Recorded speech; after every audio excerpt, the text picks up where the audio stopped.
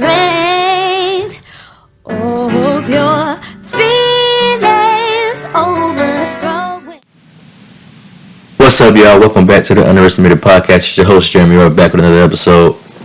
Look, y'all, I am very excited for this video. As you can tell in my voice, I'm very excited for this episode.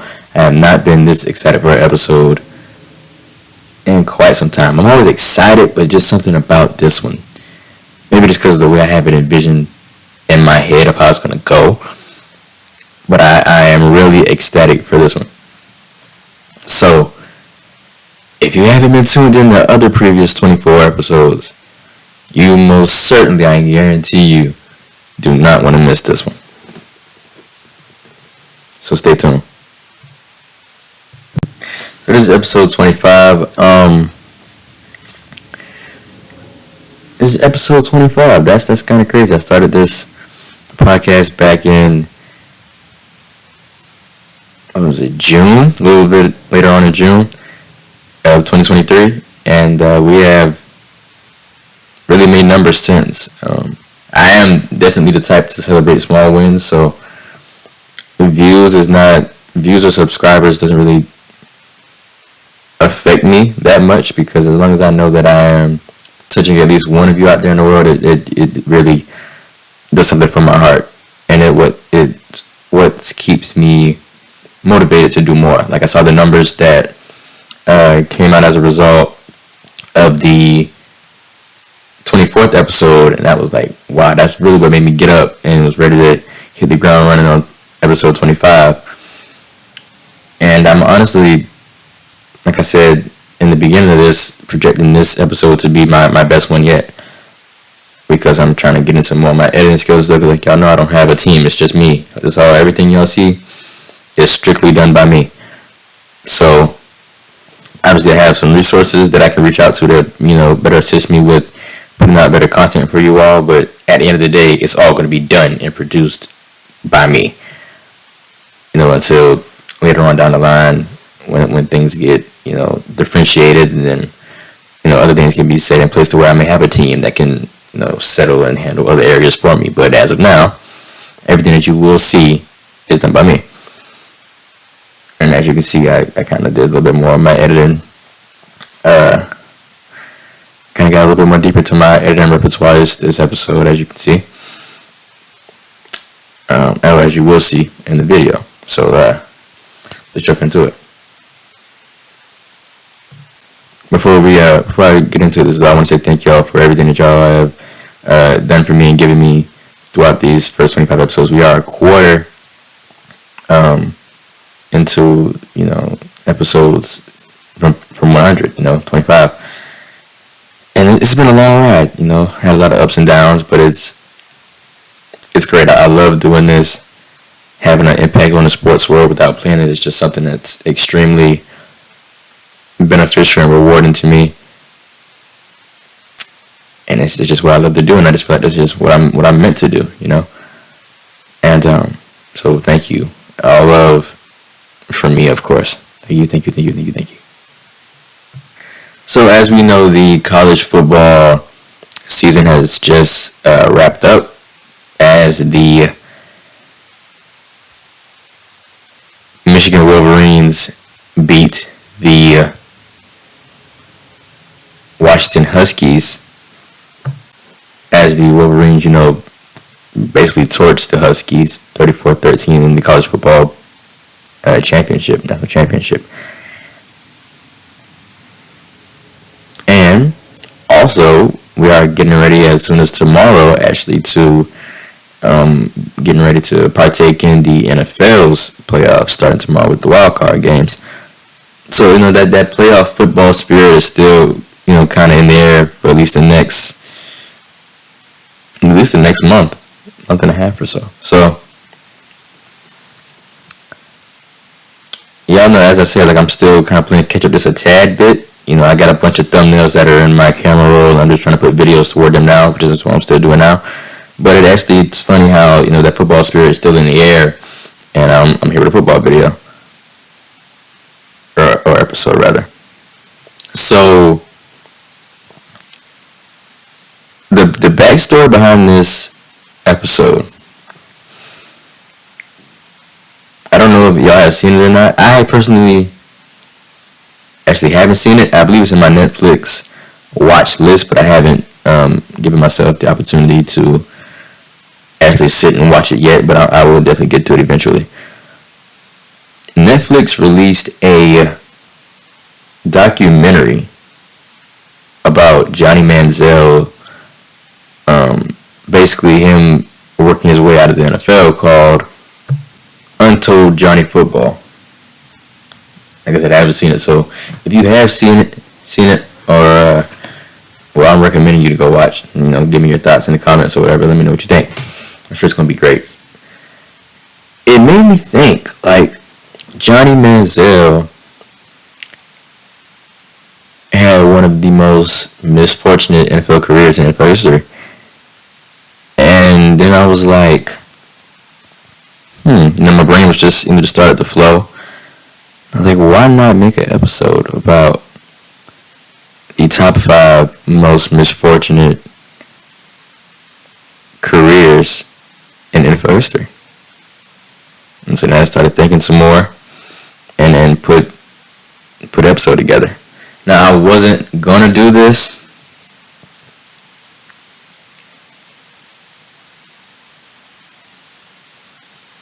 Actually, no, I'm not. I'm not gonna do it. I was gonna throw some honorable mentions in there, but I'm gonna leave that up to y'all. Y'all put in the comments some honorable mentions. This is my 5. I know I could be a lot of people that missed this list, but to me personally, and I'm about to obviously get into why, or who and why, I feel these 5 guys are the epitome of the top 5 most misfortunate careers in NFL history.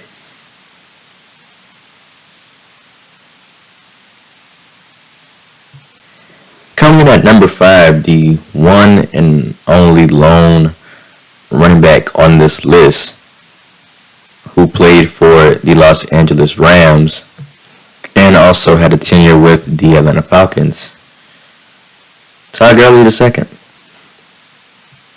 Todd Gurley's NFL career, though marked by initial success and impressive achievements, encountered misfortune primarily due to persistent concerns about his knee health. Todd Gurley entered the league as the 10th overall pick in the 2015 NFL Draft, selected by the St. Louis Rams, who later relocated to Los Angeles. In his rookie season, Gurley quickly asserted himself as one of the league's premier running backs. He earned Offensive Rookie of the Year honors, amassing 1,106 rushing yards and 10 touchdowns despite missing the first 3 games of the season. This remarkable debut showcased his exceptional talent and hinted at a promising future. Gurley's sophomore campaign in 2016 further solidified his status as a top-tier running back. He led the league in rushing with 1,305 rushing yards and also rushing touchdowns with 13, earning him first-team All-Pro honors and his first Pro Bowl selection. His dynamic playing style, characterized by power, speed, and agility, made him a focal point of the Rams' offensive strategy. The subsequent seasons saw Gurley continue to shine, securing 2 more Pro Bowl selections in 2017 and 2018. His versatility as a running back was evident as he contributed not only in rushing but also as a receiver out of the backfield. The 2017 season saw him amass a career-high 64 receptions for 788 yards, showcasing his ability to impact the game beyond traditional running plays. However, amid these accolades, concerns about Gurley's knees and his overall health began to surface. In 2018, reports of arthritis in his knee raised alarm within the league. Despite the concerns, Gurley managed to produce other impressive seasons, accumulating 1,251 rushing yards and a league-leading 17 rushing touchdowns. He played a pivotal role in the Rams' journey to Super Bowl 53, held in February 2019, became a turning point in Gurley's career. Despite his past success, he had a limited role in the game, raising questions about the extent of his knee issues. The Rams ultimately fell short, losing to the Patriots. The following offseason brought significant changes as the Rams released Gurley in a move largely attributed to financial considerations and lingering concerns about his knee. Gurley signed with the Atlanta Falcons for the 2019 season, aiming to revitalize his career. While he had moments of brilliance, including a career-high 5-touchdown performance in a game against the Carolina Panthers, the overarching narrative remained focused on the diminished workload and performance compared to earlier years. In 2020, Gurley continued with the Falcons but was released after the season. The statistics reflected a decline in his production, raising questions about his ability to return to his previous elite form. Despite the challenges, Todd Gurley's second early career achievements and impact on the game solidified his legacy as one of the most talented running backs of his generation. His story serves as a reminder of the unpredictable nature of professional sports, where injuries can alter the trajectory of even the most promising careers. Todd Gurley, man. Todd Gurley was one of the most electrifying, bulldozing running backs we have ever seen. And to be honest, looking at him from a stature, like a physical specimen standpoint, he wasn't your typical big running back like you see like a Derrick Henry or a Mark Ingram or Nick Chubb. He didn't seemingly see that all that big, but he would put the head down, put the helmet down, and dig it in your chest. That's what Todd Gurley's running back style was.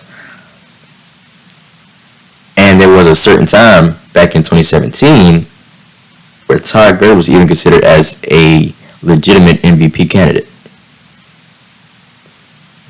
which would have made him the 17th running back to win the NFL MVP award in NFL history. Yeah, man, Todd Gurley's career was tough. It really was. Was definitely one of the best. Well, he held to be honest, the best running back title in the league for like specifically probably 4 or 5 seasons, legitimately. And I definitely think with the way the running back market is concerned now and the depth or the underlying depth that the NFL has at the running back position now, had Todd Gurley been healthy at this day and age in his career, he definitely could have still been a running back in this league. Specifically talking, actually for the Rams. I do see how great of a season rookie Kyron Williams had, but he's no Todd Gurley, and I don't think, no disrespect to him, he will ever be what Todd Gurley was.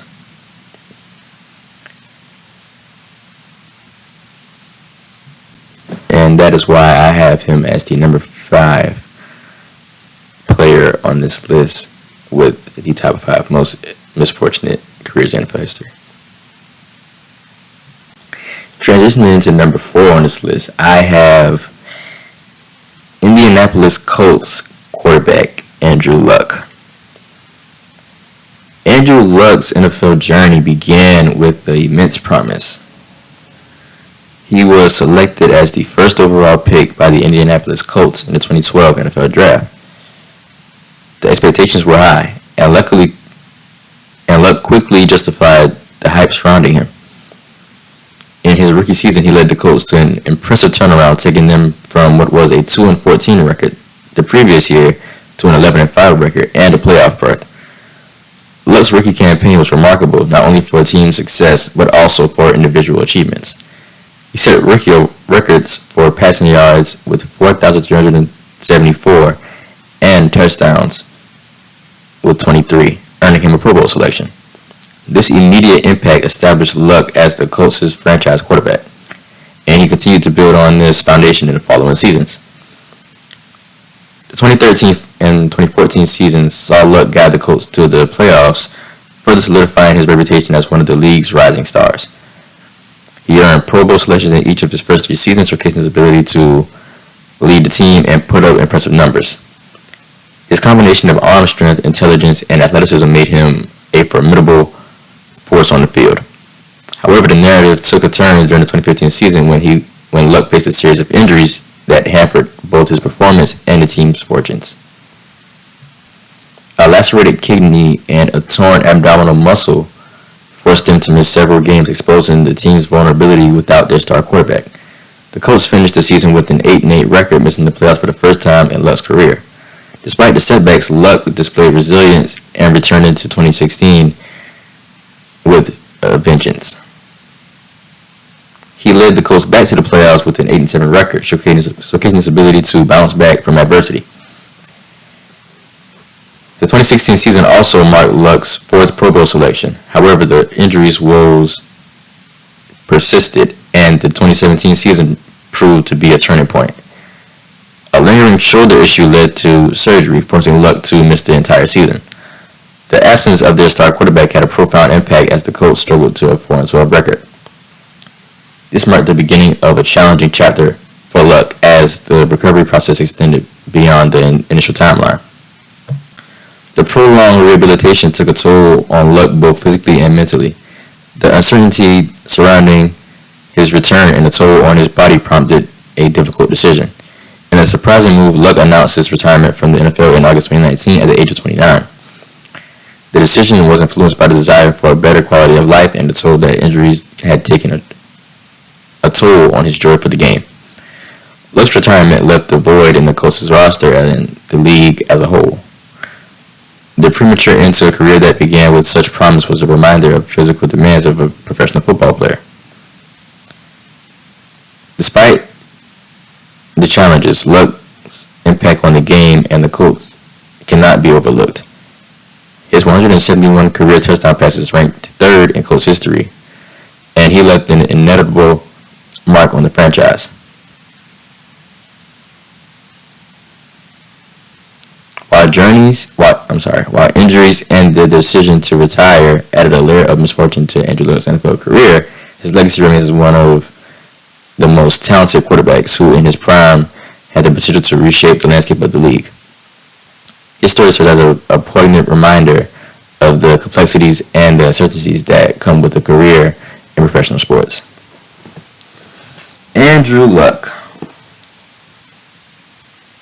Man, what can we say about Andrew Luck? Andrew Luck was phenomenal. I mean, simply a star. One of the most passionate NFL players in NFL history. Could always see his love for the game with the emotion that he displayed on the field.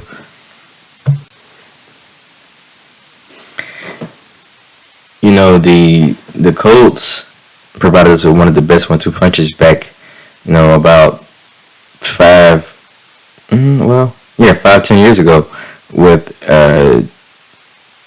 Andrew Luck and T.Y. Hilton, who now have both summarily worked themselves out of the league. Like I said, another misfortunate case for Andrew Luck. Some may say that his departure and his retirement was sparked from advisement also from the general manager of the Colts, Jim Irsay. But I mean, simply put it, you give your all, your blood, sweat, tears, hard work, and dedication to a game that just simply isn't a game to you anymore. It's more than a game. For some, it could be therapeutic. It could be for getting out of the situation that you could currently be in outside of the game. Getting the ones you love and care about out of their current situation outside of the game. It could be a many factors as to why you play football. And for it to be all taken away from you because of injury, that just simply sucks. And that's what Andrew Luck's case was. He loved the game. You will never not see a play where Andrew Luck did not display his emotion and passion for the game of football. But he just had to come to the realization that despite how much I love this game, I got to think about my life when I'm 40, 50, 60 years old with grandchildren, and I'm not able to be up to par to physically play with them because of injuries I suffered back in my early 20s to mid 30s.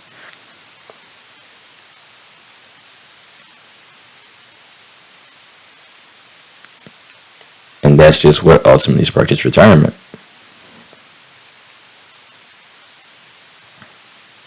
And what ultimately just has him as the fourth player on my top 5 most misfortunate careers in NFL history.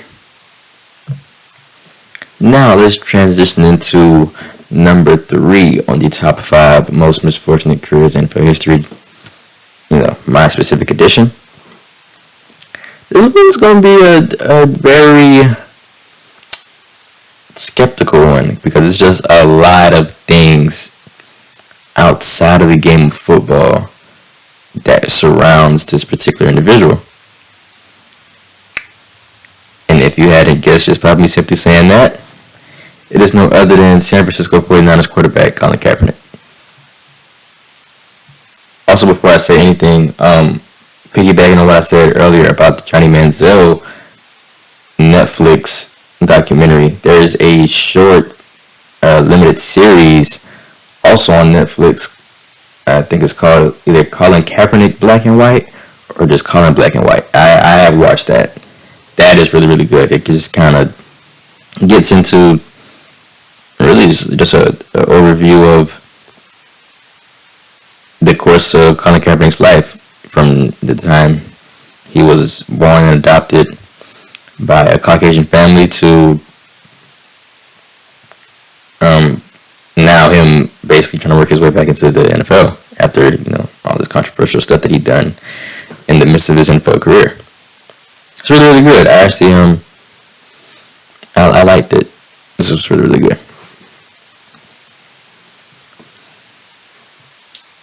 But let's get into why I have him at number 3 on this list. So Colin Kaepernick's NFL career stands as a poignant example of a promising trajectory marred by controversy and societal divisions. Born on November 3rd, 1987 in Milwaukee, Wisconsin, Kaepernick rose to prominence as a quarterback showcasing his skills on the football field. He entered the NFL as a second-round draft pick by the San Francisco 49ers in 2011, and his early years in the league were marked by notable success. Kaepernick's career hit its peak during the 2012 season when he led the 49ers to Super Bowl 47, narrowly missing out on a championship title. His dynamic playing style, characterized by a powerful arm and exceptional agility, earned him recognition as one of the league's rising stars. Kaepernick's performance statistics during this period underscored his proficiency with notable achievements like a career-high passer rating of 98.3 in the 2012 regular season. Beyond individual statistics, Kaepernick's impact on the game was palpable. His dual-threat ability as a quarterback, combining accurate passing with exceptional rushing skills, posed challenges for opposing defenses. This versatility contributed to the 49ers' success and solidified Colin Kaepernick's reputation as a formidable force on the field. However, Kaepernick's career took an unexpected turn in 2016 when he chose to use his platform to protest racial injustice and police brutality. Taking a knee during the national anthem before games, Kaepernick ignited a nationwide conversation about social issues. While some lauded his activism, others vehemently criticized him, viewing the protests as disrespectful to the American flag. The controversy surrounding Kaepernick's peaceful protests had profound consequences for his football career. As he became a free agent in 2017, teams appeared hesitant to sign him. Despite his proven abilities and prior success, the NFL landscape seemed reluctant to embrace a player whose actions had transcended the boundaries of sports. The statistics and accolades that once defined Kaepernick's career now became overshadowed by the larger social implications of his activism. Throughout his NFL tenure, he acclimated over 12,000 passing yards, 72 touchdown passes, and 2,300 rushing yards. His accomplishments on the field, including 3 playoff appearances and a Super Bowl berth, should have been positioned him as a sought-after talent. Yet Kaepernick remained unsigned, raising questions about the influence of activism on the decision-making within the NFL. Teams, it seemed, or grappling with the balance between an athlete's right to express personal beliefs, and the potential impact on the league's image and business interests. In the years that followed, Kaepernick's absence from the NFL continued to fuel debates about freedom of speech, systemic racism, and the intersection of sports and politics. His misfortunate career trajectory became a symbol of the complexities surrounding activism within the professional sports arenas. As of my knowledge, cut off in January 2022, Colin Kaepernick has not returned to the NFL. However, his legacy extends far beyond the football field, leaving an inevitable mark on discussions about race, inequality, and the responsibilities of athletes as advocates for social change. Now, when you talk about Colin Kaepernick, it's always a tough, sticky situation when reiterating anything about Colin Kaepernick. Me personally, I truly hate how things unfolded rather, for Colin Kaepernick. Because you look at other people, right, with the same amount of talent, give or take, maybe more or less, that have done questionable things outside of the game that they respectively play. But their talent is what ultimately keeps them into having a job. For example, Kyrie Irving. Kyrie Irving is one of the greatest point guards we have ever seen and one of the most talented players we have ever seen. The things he's able to do with finishing at the rim or handling the basketball is just simply things that we may never see again, or just not like Kyrie simply. But Kyrie has came out and said some very controversial things throughout the course of his career. But you know what kept him in the league today? The fact that he's Kyrie Irving. The fact that he has the talent and the skill set of Kyrie Irving.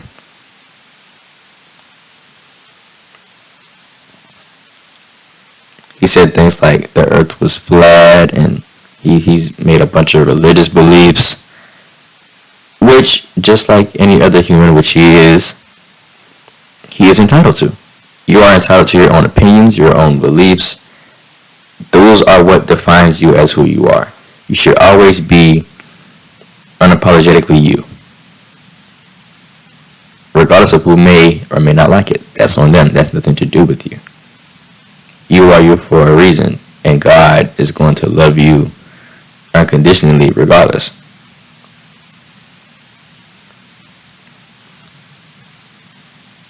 So if he gets an exception, obviously we have some people like, I don't know if I ever heard the name of Mahmoud Abdul-Rauf, player back in the day, NBA, who most considered, and my father has also reiterated to me as well, as Steph Curry before Steph Curry.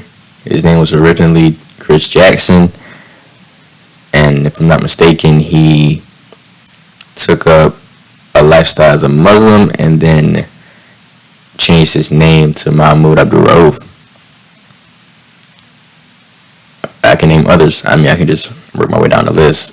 Allen Iverson, who, if you were to watch the Colin Kaepernick series, is someone he idolized growing up. James Harden, Draymond Green, all players who have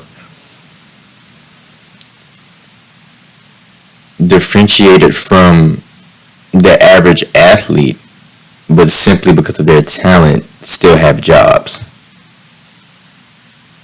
There are things that they've done outside of the game did not ultimately take that game away from them. With Colin Kaepernick, that is not the same. Just because what those other 4 or 5 guys that I just mentioned didn't surface the entire globe and make a worldwide impact, that does not exempt them from the same implications that Colin Kaepernick has had to face since he first took that kneel during an NFL game as the national anthem was commencing. It's honestly very sickening. As a black male, I don't like it whatsoever.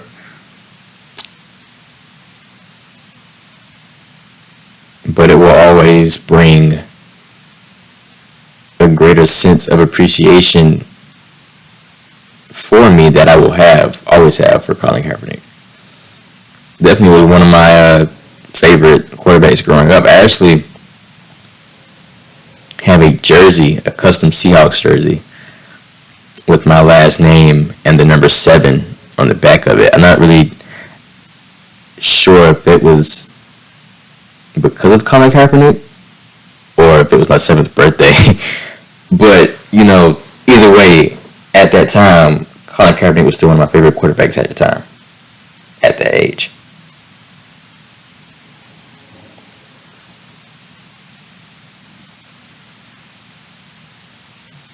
And I personally believe Colin still had it.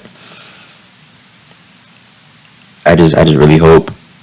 I mean, I guess it's kind of late now, or too late now.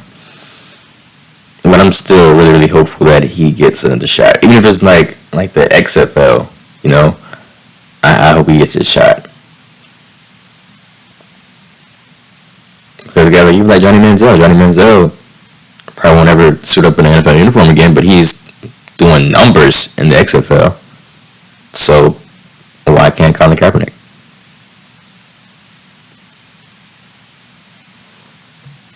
Like, for instance, no offense to Sam Howell, but just imagine if the Commanders' quarterback was Colin Kaepernick. You see how great Terry McLaurin is? Just imagine if Terry McLaurin had Colin Kaepernick throwing him the football instead of Sam Howell.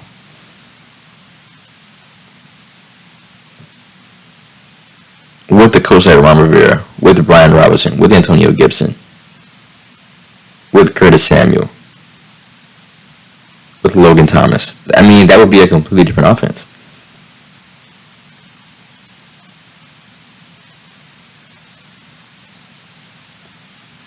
Colin Kaepernick goes to the Commanders right now. I guarantee you he would be the best quarterback that franchise has seen since RG3. No question or doubt about it in my mind. I do want to say, though, that I'm talking about the Commanders. It really sucks to me that they just fired Ron Rivera as the head coach. That really sucks. I love Ron Rivera. Ron Rivera is probably my second favorite head coach in the NFL. Obviously, I go Pete Carroll number 1. I'm a Seahawks fan, but behind Pete, I would probably go Ron Rivera. I don't know. That is a coach I just always liked and admired growing up watching football.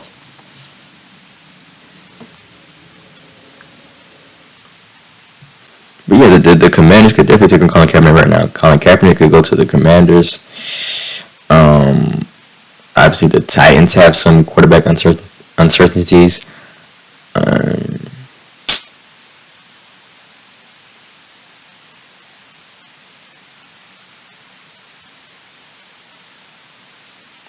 Trying to dig deep and think here.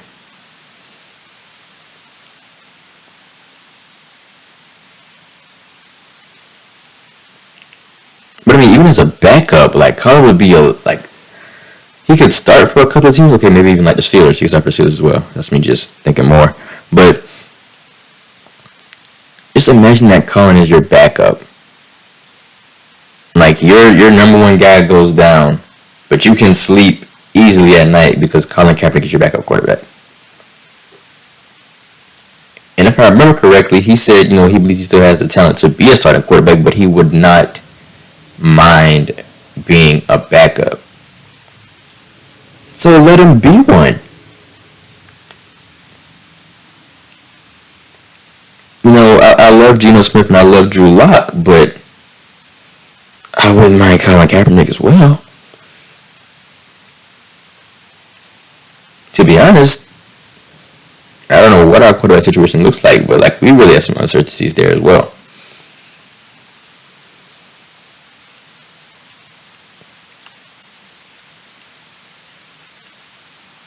But yeah, man, I feel for Colin Kaepernick.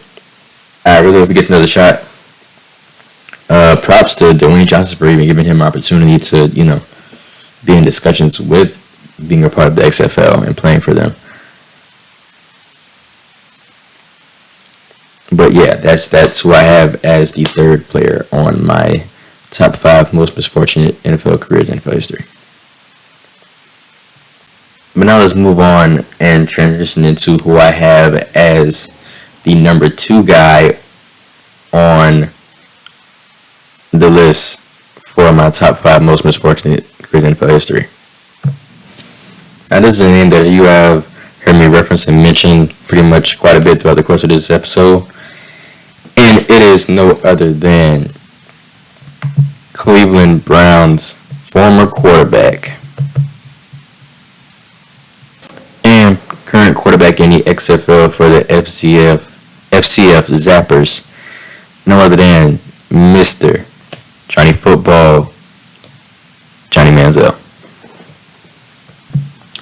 That's just a fun name to say. Like, how can you not love Johnny Manziel? Like, just think about how it rolls off the tongue. Johnny Manziel. It's great, right? So, I mean, Johnny Football. Johnny Manziel's NFL career, once filled with promise and anticipation, ultimately unfolded as a tale of misfortune. Characterized by a combination of off-field issues, inconsistent on-field performance, and challenges adapting to the demands of professional football. Drafted by the Cleveland Browns as the 22nd overall pick in the first round of the 2014 NFL Draft, Manziel arrived in the league with immense expectations. His collegiate career at Texas A&M highlighted by a Heisman Trophy win in 2012, showcased by his dynamic and improvisational playing style. However, the transition from college to the NFL proved to be a formidable challenge. One significant factor contributing to Manziel's misfortune was his off-field behavior. He quickly gained notoriety for his party-centric lifestyle, with numerous incidents raising concerns about his maturity and his commitment to the game. Legal troubles, publicized partying, and reports of a lack of discipline off the field created a narrative that overshadowed his on-field potential. On the football field, Manziel struggled to replicate his college success. His improvisational skills, which had dazzled in the collegiate arena, often led to inconsistency and turnovers in the more structured and fast-paced NFL environment. His playing style, while effective in college, faced challenges against the elite defenses of the NFL. During his 2 seasons with the Cleveland Browns, Manziel faced difficulties in securing a consistent starting role. Coaching changes and a lack of stability in the starting lineup contributed to the challenges he encountered. Despite sporadic flashes of potential, including memorable plays that showcased his athleticism, Manziel failed to establish himself as a long-term solution at quarterback for the Browns. Statistics from Manziel's NFL career reflect the struggles he faced. In 15 games played, he completed 57% of his passes for 1,675 yards, 7 touchdowns, and 7 interceptions. While these numbers offer glimpses of his potential, they also highlight the inconsistency that marred his performance. Off the field, Manziel's reputation became a significant obstacle to his NFL journey. In 2016, the Browns released him, sealing the end of his tumultuous stint with the team. Despite attempts to revive his career in other football leagues, such as the Canadian Football League (CFL) and the Alliance of American Football (AAF), Manziel continued to face challenges. In the CFL, Manziel joined the Hamilton Tiger Cats in 2018, but struggled to secure a starting position. He was eventually traded to the Montreal Alouettes, where he showed signs of his improvement, throwing for 1,290 yards and 5 touchdowns in 8 games. However, his tenure in the CFL was short-lived as he was released in 2019. The misfortune that lies surrounding Manziel's career extends beyond the statistics. It is a narrative marked by unfulfilled potential, dashed expectations, and a cautionary tale about the perils of off-field distractions in the world of professional sports. The stark contrast between his celebrated college success and the challenges he faced in the NFL serves as a reminder of the demanding nature of the transition to professional football and the importance of discipline, and also focus on and off the field. Ultimately, Johnny Manziel's NFL journey stands as a complex story of talent unfulfilled, plagued by a convergence of factors that contributed to the misfortune that defined his time in the league. It serves as a reminder of the delicate balance required for success in professional sports and the enduring impact of off-field choices on an athlete's career trajectory. Now, as you heard me making comparisons about, me believing that Colin Kaepernick deserves an exception with his off-the-field things that he has done, along with the talent that he possesses, in comparison to other athletes around the league or around other leagues, sports leagues that have done similar things but still have a job to this day simply because of their talent. Johnny Manziel the same way. If I could, and I think this is pretty spot on if you know who the person is and what he's done outside of the game that he respectively plays. If you don't know who Johnny Manziel is, and you're more of a, like me, more of a basketball guy than in any other sport, James Harden. James Harden is literally the Johnny Manziel of the NBA. Those guys have capabilities of, James Harden has a capability of being fat and out of shape, going to the club the previous night before a game the next day, rolling out of bed and give you 30 in his sleep. Johnny Manziel has the capability of partying, drinking the night before a game and could give you 3 touchdown passes in his sleep. And maybe even rush for one if you let him. That is how great Johnny Football was, and I mean, obviously I haven't kept much track of him since he gotten out of the league from a watching him standpoint, but I'm sure he still has some flashes here and there of what Johnny Manziel was still now.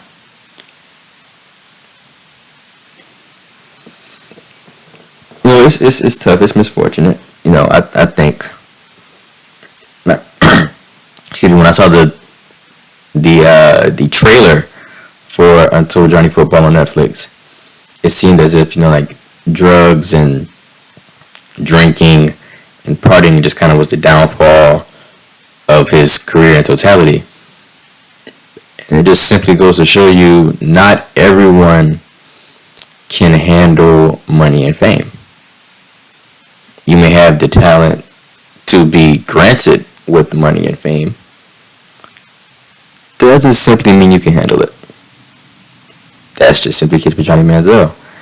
And it looked as if he may have had some of the wrong people around him. And when you are doing wrong and the ones around you support it and don't try to deteriorate you from it, that's only making it worse on yourself. It's not doing anything to them because they're feeding off of you, whether you continuously do what's causing your downfall or not.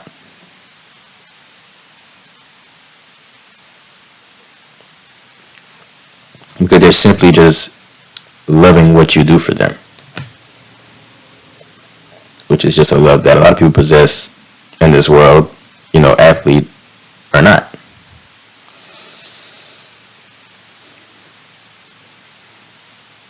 So I believe if Johnny Manziel had the right group around him from the start and just had simple certain ways changed about him as a individual, he could definitely still be a quarterback in this league. Like, it's a lot of, believe it or not, it's a lot of quarterback spots open that we really don't even know. And Johnny Manziel could have had one of them, simply put. Because I mean, like, Johnny Manziel was like the golden boy. Like, the expectations that we had for Johnny Manziel were out of this world.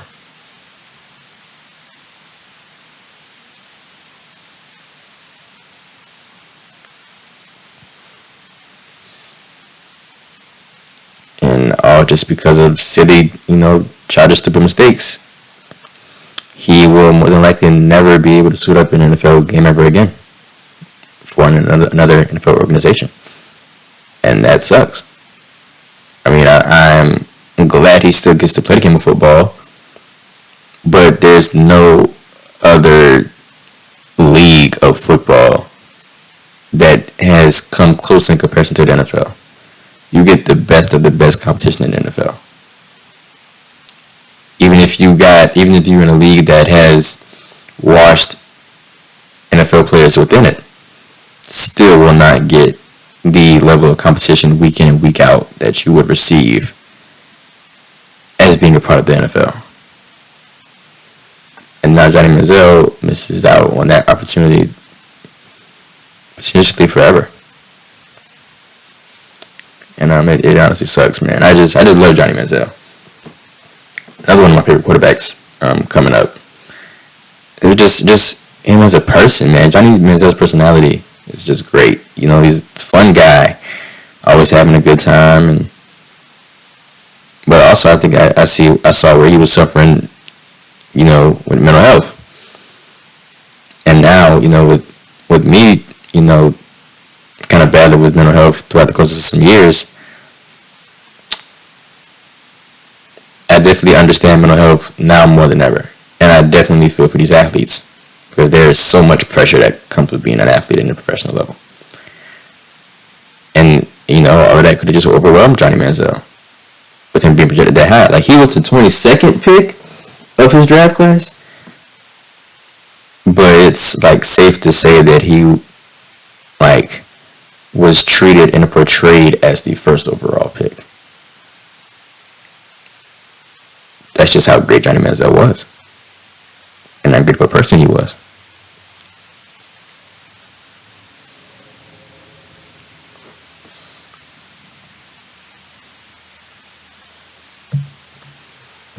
And I mean, he came out of a great class. He came out of the 2014 NFL draft class that has guys like Khalil Mack, Odell Beckham Jr., Devontae Adams, Brandon Cooks, Mike Evans, Jarvis Landry, Aaron Donald, Derek Carr, Jimmy Garoppolo, Devontae Freeman, Jadeveon Clowney,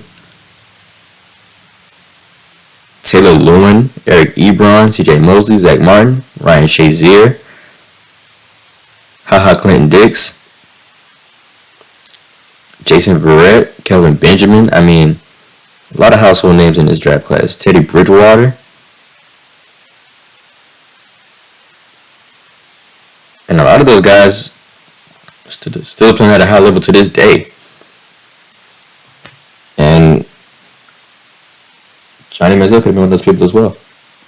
But, like I said, everyone can't handle money and fame. That's just what simply was the case for Johnny Manziel.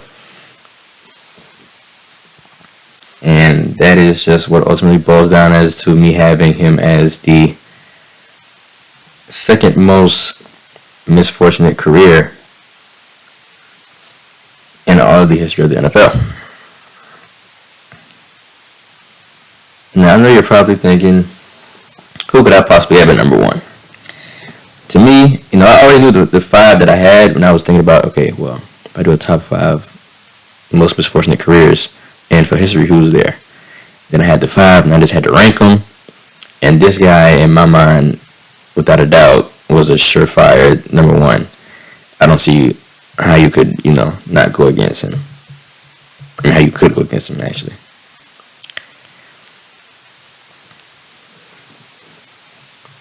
And that is no further than Superman, former Carolina Panthers quarterback, New England Patriots quarterback, Mr. Cam Newton. I think this is a no-brainer here. It's Cam. You know, Cam Newton's NFL career, characterized by early success and later challenges, unfolds as a narrative blending remarkable achievements, injuries, team dynamics, and the quest to find the right fit after an illustrious tenure with the Carolina Panthers. Drafted as the first overall pick by the Panthers in 2011, Newton swiftly emerged as a dynamic force, reshaping the quarterback position with his dual threat abilities and athleticism. His rookie season, Newton made an indelible mark, setting rookie records for passing yards with 4,051 passing yards and rushing touchdowns with 14 by a quarterback. His immediate impact earned him the NFL Offensive Rookie of the Year award, and he showcased a rare blend of arm strength, accuracy, and the ability to make plays with his legs. Newton's athleticism and versatility were evident as he became the first rookie quarterback to throw for over 4,000 yards. The subsequent seasons saw Newton build on his early success, earning 3 Pro Bowl selections and guiding the Panthers to the playoffs multiple times. The pinnacle of his achievements came in the 2015 season when he led the team to a 15-1 record and a Super Bowl appearance. Newton's performance during that season was nothing short of spectacular, earning him the NFL MVP award. He threw for nearly 4,000 yards with 3,800 yards, recorded 35 passing touchdowns, and added 10 rushing touchdowns, showcasing his dual threat capabilities.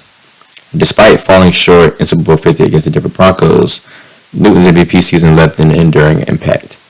His success extended beyond statistical achievements. Newton's charisma, celebrations, and unique playing style endeared him to fans and solidified his status as one of the league's most recognizable figures. However, misfortune began to cast a shadow over Newton's career as injuries took a toll on his performance. In the 2016 season, he played through a partially torn rotator cuff, affecting his throwing accuracy. Despite these challenges, Newton continued to exhibit resilience and toughness on the field, but the injuries raised questions about his long-term durability. The subsequent seasons brought additional injury setbacks, including a lens fracture that led to Newton being placed on injury reserve in 2019. The Panthers undergoing changes in coaching staff and management made the difficult decision to release Newton in March of 2020.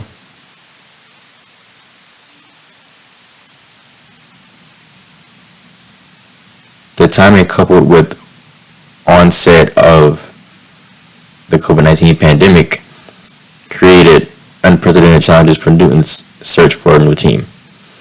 Newton remained a free agent until late June 2020 when he signed a 1-year deal with the New England Patriots. Joining the Patriots offered Newton a fresh start, but misfortune struck once again, with the COVID-19 disruptions impacting the team's preparation during an already challenging season. Despite the obstacles, Newton showcased glimpses of his former self, particularly in the early part of the 2020 season, where he demonstrated his ability in both pass and run effectively. Statistically, Newton's career is noteworthy.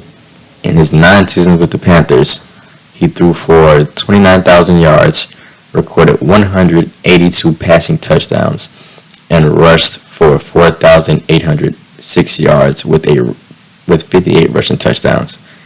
These statistics underscore his dual threat capabilities and his impact. I mean, what can I say about Cam Newton?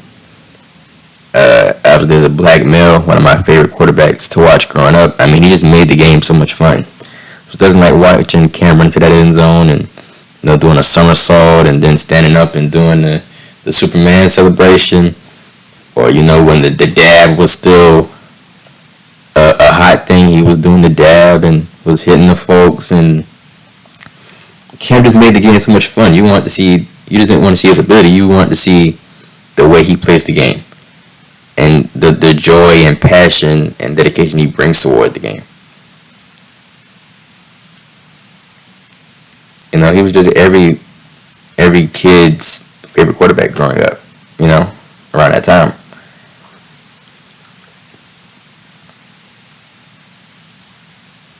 Win MVP. Cam just simply froze up in that Super Bowl against the Broncos. But like what I always say is, you're always going to see a different player in the playoffs. You will never see the same version of an athlete in the regular season as you do in the playoffs. Either they're going to elevate their play or they're going to wet the bed. Cam wet the bed.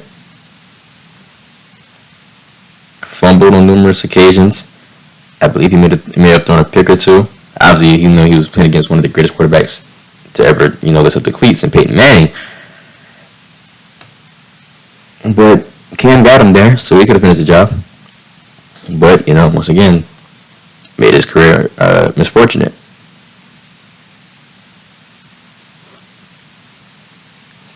I still believe in Cam, and I still got love for Cam. I hope he gets another opportunity. I was actually kind of upset now with the Commanders firing Ron Rivera. I was actually kind of hoping that the Commanders kind of gave Cam a shot and then be under Ron Rivera again.